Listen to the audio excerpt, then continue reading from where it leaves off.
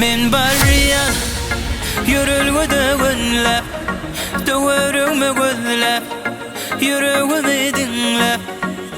Sen dursun pencerede synlap, ünsürmen barriyan öz-özümi allap.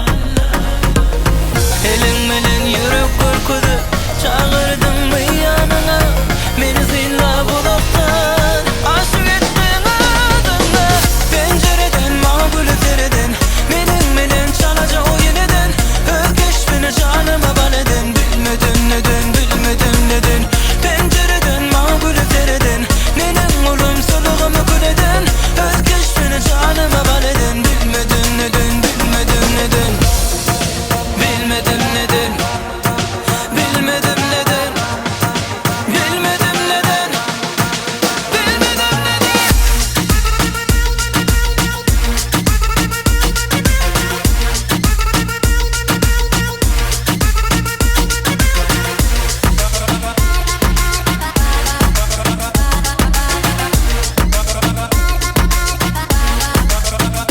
Synlayın men seni ýaňadan, bolmaýny menim bar aladam.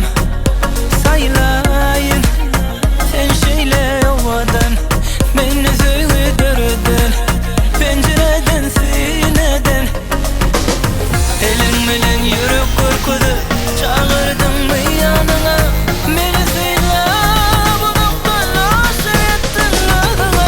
Pencereden maňa gülüp meniň melen çalajak o ýeneden, özgeçmeni janyma bal eden. Bilmedim neden, bilmedim neden.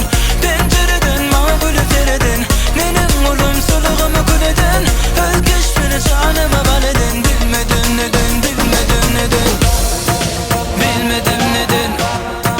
Bilmedim neden. Bilmedim neden. Bilmedim neden.